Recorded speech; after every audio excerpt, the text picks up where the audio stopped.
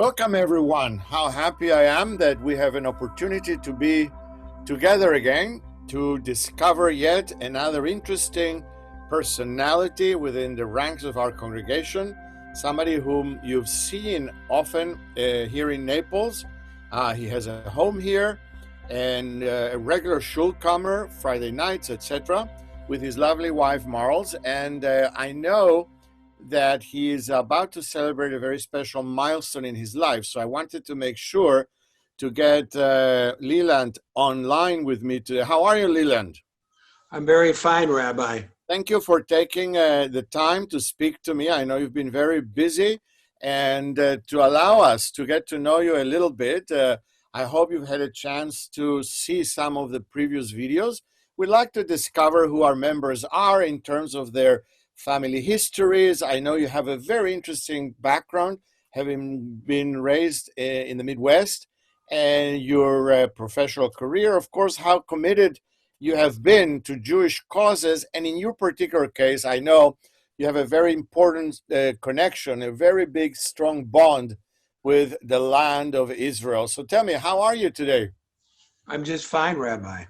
Great. Tell me, how has the summer been? How have you been coping with all of this coronavirus nonsense? Well, we live like monks here, of course. We don't. I have been to a restaurant with my son a couple times, but my wife won't go. Right. And the fact that I've got a big birthday on Sunday, we throw big parties. Normally we'd have 100 people here. But the best we can arrange is my sister will drop by for a few minutes and my son will drop by, and that's about it. Yeah. So it's a different life, and we're not unhappy, but we're not living our normal life. Right. But we are getting out. We're going to Alaska fishing in September 6th, and we'll be on the plane and do what we have to do. But we're looking forward to it. To get out of town. Of course. But let me ask you something.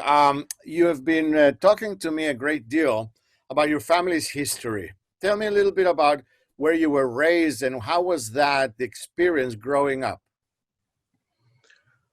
Okay, well, I was born in Aberdeen, South Dakota. And it was interesting because my parents were both from out east. My mother was born in New Jersey, and she graduated Boston University 1932. My dad was born in Brooklyn and went to Stuyvesant High in Brooklyn. Right. But they were married in 1938. And my dad had just come back from Israel, where he had buried his father there. Or actually, his father was buried there, but he went to put up a stone. Right. But we had a lot of relatives who came out to the West way back in the 1880s, cousins, Jews who homesteaded, Jews who traded with the Indians. And my mother was the youngest of 13, and her parents died when she was 12. And she had an older sister, my Aunt Gussie, who was very religious, and had married, who was living out in New York, but had married a man from South Dakota.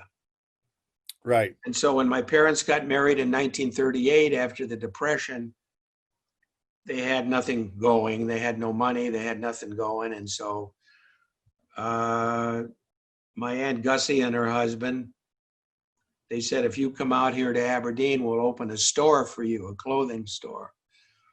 And I said to my dad, how could a young man who grew up in Brooklyn, a New Yorker, how could he go out to Aberdeen, South Dakota in the 30s, just after the Dust Bowl, to a town of about 15,000 people? He says, I always wanted to go west.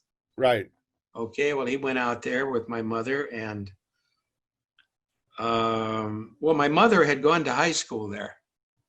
And the reason is when she was 12 out in New York, her parents both died 10 days apart. Oh my! Her father was a shochet and a religious man, and but they died 10 days apart. And so she went out to Aberdeen, where my Aunt Gussie was, her older sister was, and she went to high school. But when she got out of high school, she went back and stayed with another aunt of another older sister in Boston and went to Boston U. But anyway, so my aunts had come back out here and was open a store, and there they were. And I was born there, and my sister was born. It was a very unique city, Aberdeen, because we had a synagogue and a rabbi. Mm-hmm. And so you can imagine with a small community, financing, paying for the synagogue and paying for a full-time rabbi, Right. was a real sacrifice for the Jews there. Correct. But when I was born in 1940, and as a young man, as a young child rather, there were about 50 families there of Jews. Mm-hmm. And my aunt and some other women, they had a mikveh and everything. And they only ate, not my parents, but the religious Jews there ate only kosher food. But they got it on the train from Minneapolis. The Milwaukee train brought in the meat. And but my aunt and my uncle, who only ate kosher, sometimes they didn't have meat, so they went fishing all the time. Right. And they caught a lot of fish, and they froze it, and they ate fish a lot in the lakes. And I went with them as a young lad, and I got into fishing. Correct. And as you know, later on in life, I took up fly fishing. Mm-hmm. And I have fished literally in every continent in the world. Yeah, I know. Fly rod, other than Antarctica. But I've been to Argentina 5 times, and Russia 6 times, and Mongolia and Australia and New Zealand and Scotland and every continent. But Right. but anyways, Have you been to Israel? 4 times. And how has that been?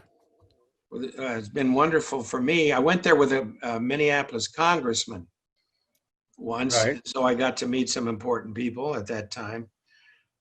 We had a piece of land there, so 2 weeks after the 6-Day War, my dad sent me over there to get the land back, because the land was 8 miles north of Jerusalem. And, you know, the armistice that was signed after 48, that land was supposed to be in Israel, but it was essentially held by the Jordanians. Correct. So we never saw the land after 1948 till 67. There happened to be a Jordanian army camp on that land.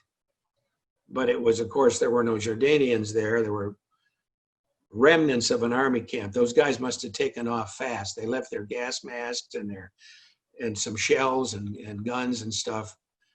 But I went up there with my cousin to see it. So bottom line is I was there for the first time in 67, right after the 6-Day War. Right. Been there 3 times since. And how was the process of recovering the property? Well, I had a cousin. His last name was Schick, Eliezer Schick. His daughter was a secretary for the Attorney General of Israel. And they did some work for me. I got myself a lawyer. I'm a lawyer, you know. Correct. And I do eminent domain cases in Minnesota. Yes. And it's interesting, I had to hire an eminent domain lawyer because after I got the land and I got it back, the Israelis decided to take it away from me. They paid me for it, not very much, but they put some type of an apartment building on it for Russian immigrants. Mm-hmm. I really wanted the land. It was in Navy Yaakov, and there was a valley down there, the valley of, I forgot what it was called, but there was some historical significance to it. It was on the road to Ramallah, you know. Correct. So, but I hope you're going to ask me how we got that land and what happened. I mean, you see, my mother's family was from out east, and a lot of them were, as I say, from the Midwest, who were trading with the Indians and were out there. But my father's family started out in Palestine. How so? because my grandfather, Yaakov, was from Bialystok. Mm-hmm. And, you know, that was right on in the Pale. It was on the border of Russia, and he spoke Russian. Anyway, in the late 1880s, he was going to be drafted by the Tsar Nicholas. And you know what happened when a Jew was drafted? Yes. It wasn't very good duty. He and his brother took off and went to Turkey. And they got permission, the Turks were running it, and they got permission to emigrate to Palestine. And they farmed, Right. they bought some, I've got a deed where they bought a farm. I've got one deed of 1890 where they bought a farm for 80 Egyptian pounds from a Turk by the name of Suleiman. Mm-hmm. And they farmed and they raised tobacco and oranges. And my uncle Sender, the Arabs called him Sender Haddad, he turned out to be a shomer. In fact, he's in the Israeli, my grandfather's brother. He turned out to be a shomer, and he was one of the founders of Petah Tikva. In fact, I've seen a picture of him in the Israeli history books. Right. He's got a kafiyah, and he's wearing a shabriya, the knife, and he's got a rifle, and he's on a horse. And I've got the original picture. I've got the original one. He was killed by the Arabs.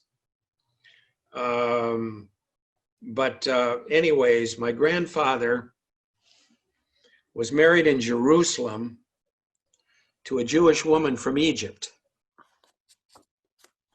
But they weren't Sephardics, they were Ashkenazi. Mm-hmm. And apparently a lot of Jews from Poland had gone around the 1850s to Egypt. And my grandmother's brother was a finance minister for King Farouk. Wow. And he was killed in a hunting accident. And I've got the newspaper article showing King Farouk walking behind the casket. So they were very prominent in Egypt. And if it wasn't for Nasser Correct. in the 50s, they'd have still been there. Yep. All of those relatives of mine that are from Egypt have gone to France. They're in Paris. But anyways, so my grandfather was married in Jerusalem to this gal from Egypt. And they went to, but before the First World War, around 1900, they had crop failures. They had malaria. I don't know if they had malaria, but there was a lot of malaria. Yes. There was a book called The Settlers that are kind of right about those people. That was kind of the first Aliyah. Yeah, that's the period that inspired Chaim Nachman Bialik, the first Israeli poet laureate, to write poetry about the period, correct? Right. I know of the poet. So they came to America. They came to New York, and my dad was born in New York in 1905. But my grandmother did not like my grandfather, apparently, and they divorced, and she took off with my dad's sister.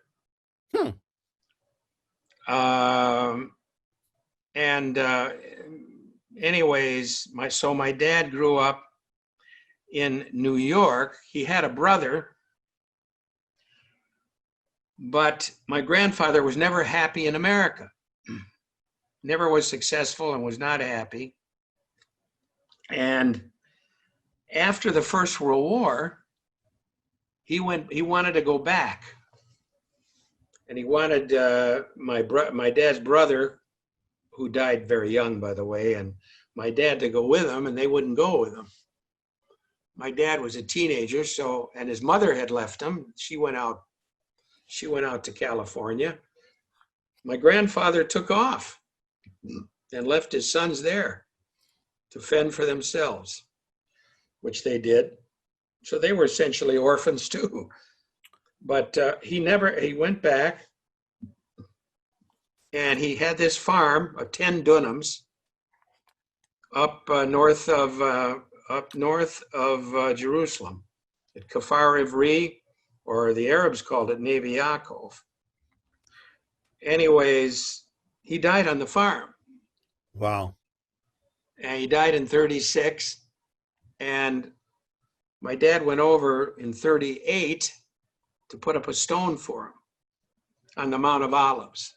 Correct. I found the grave a few years ago, but the stone is gone. You know, the Arabs took a lot of the stones, and they made paving out of them, and you know, stuff like that, huts for their donkeys, whatever. But I found the grave, and it's in a computer that they've got now. There's a little office at the bottom of the mount, and they've got it. They've got them in the computer, where exactly where the stone is, where the grave is. Right. So he went up and put a stone, and then he came back on a ship and married my mother. He was working at one time for my mother's brothers.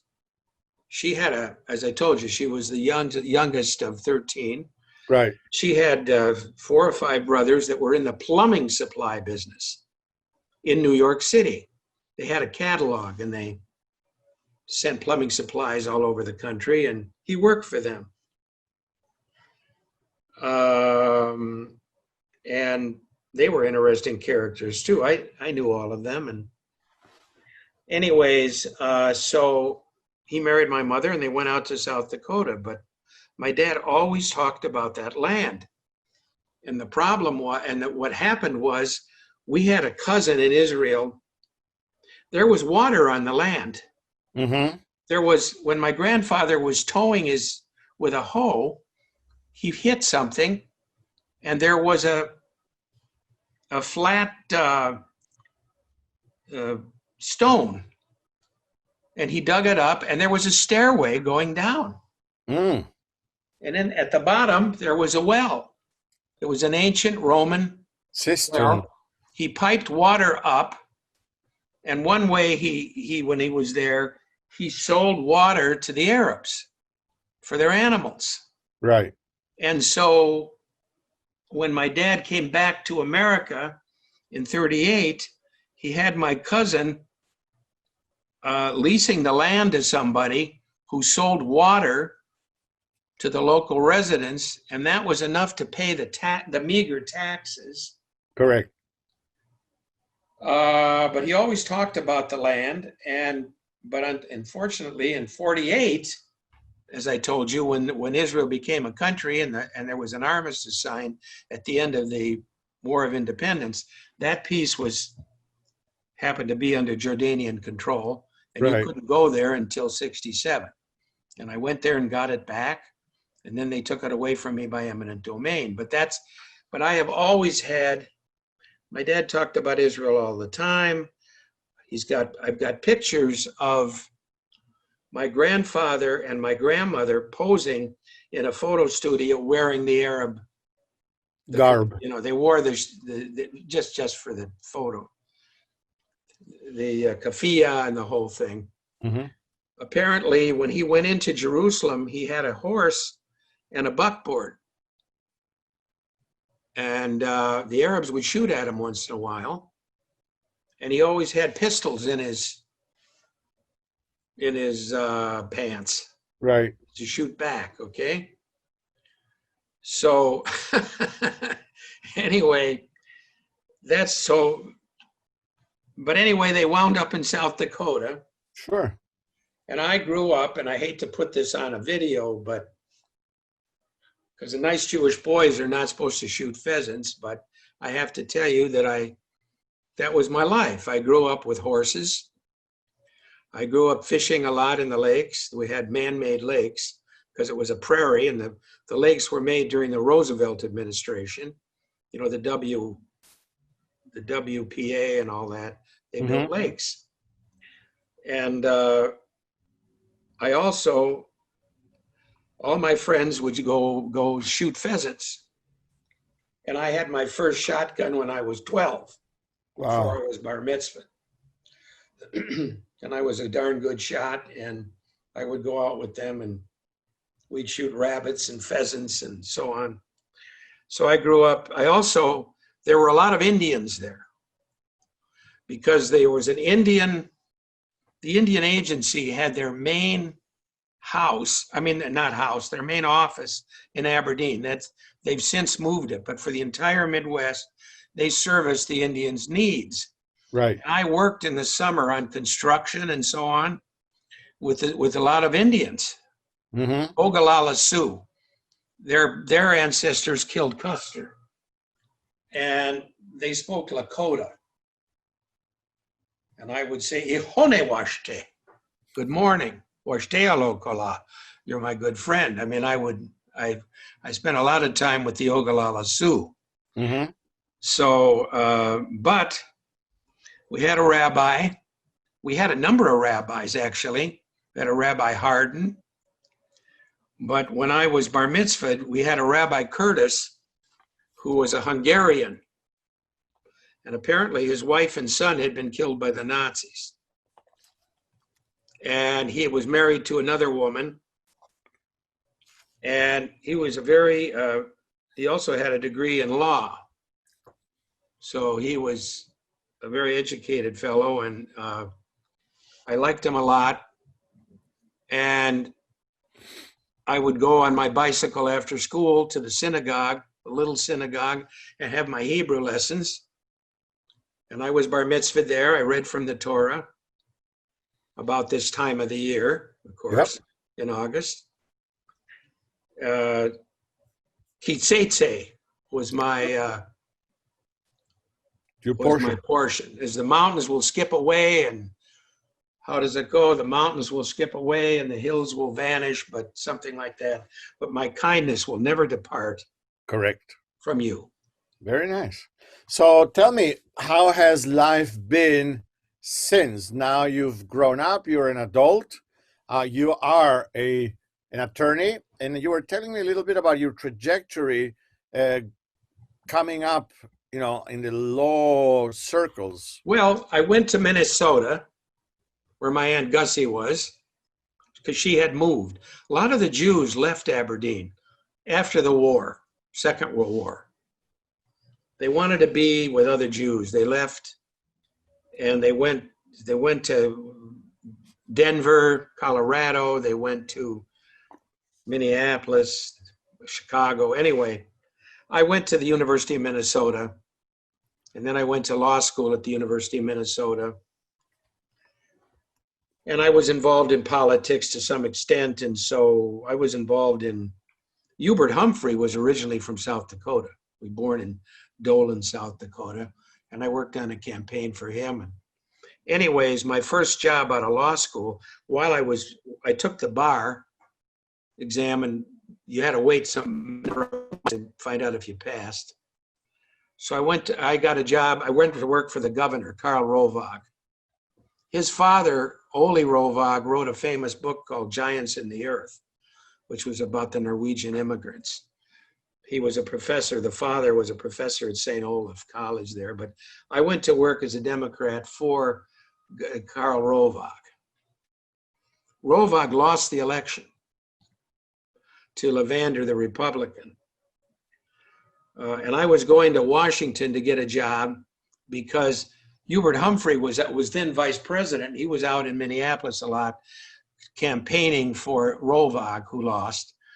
But his aide, Norm Sherman, said, you come, if you pass the bar, come to Washington, I'll get you a job with the Justice Department or the NLRB or whatever. But the day after the election, Rovag called me up at home and said, have you got a job? And I said, no. I said, I passed the bar, though. He said, well, how'd you like to be Assistant Attorney General for the state of Minnesota? He said, when the Republican Attorney General and Governor come in 6 weeks, they're going to throw you out because you're a political appointment. But you'll be sworn in as an Assistant Attorney General. You'll have that on your resume for the rest of your life, and you'll never lose it. Right. So I went to work there, and the Republican Attorney General came in.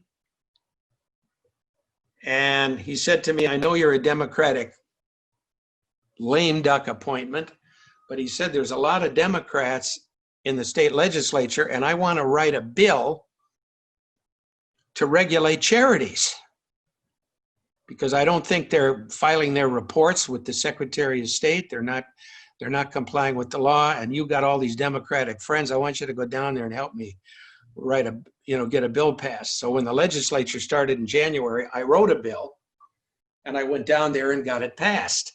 Wow.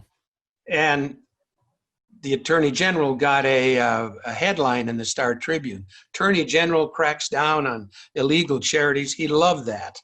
Of course. But he gave me a raise. But I said, I don't want to be here in the main office with you and all your Republican friends that are coming in. I want to get the hell out of there. So he says, I'm sending you over to the highway department to do condemnation. I didn't know what that was any more than I know how to read Sanskrit, okay? Right. But I went over there, and it's eminent domain. It was a state highway department taking land for highways. And I Right. went over there for 3 years, and I tried those cases. And it turned out that I went into private practice doing that, and it turned out to be pretty lucrative for me. And I've been a pretty successful That's wonderful. lawyer. That's wonderful. I know your son works with you, correct? But my son is the boss, and I'm trying to get fired now that I'm 80, or be 80 someday, but I can't get him to fire me. I have a lot of clients. That's the problem. Oh, he's a But, smart man. But I became, as time went on, my son had a mind of his own, and when he was in high school, he started working for Rudy Boschwitz. Rudy Boschwitz was a Republican Jewish senator from Minnesota. And Rudy was really the brains, if you check him out, in getting the Jews out of the Falashim out of Ethiopia. Uh-huh. George Bush Sr. was president, and Rudy, they were murdering the Jews. Correct. They were in a lot of trouble. So he says, we got to get them out of there. And they had already killed a number of them, I think. But they got, 18,000? Correct. On one of the trips to Israel, I went over there just to meet the Falashim in Israel. So Rudy, did that, had a lot to do with it. Well, as we are anticipating the beginning of the month of Elul, the Shabbat tomorrow, we announce the beginning of Elul, the last month of the Hebrew calendar. It is certainly a good blessing, a good prayer to keep in our lips between now and Rosh Hashanah, Yom Kippur, to pray not only for ourselves, but definitely for Israel, for its future, for peace, and hopefully that generations to come will continue to enjoy the progress that has been established in about 70 years of Israeli independence. What a country that has taught the world that you can always, pull yourself up from the bootstraps and be a light unto the nations, as the Torah tells us. Leland, it is Friday afternoon. We have to get ready for Shabbat. And I know that although you are an hour earlier than we are, we have to get going. I want to thank you for taking the time of sharing that very, very colorful and most American story of your family in South Dakota. I want to wish you a very happy birthday on Sunday. May you live to be, like you said before, 120.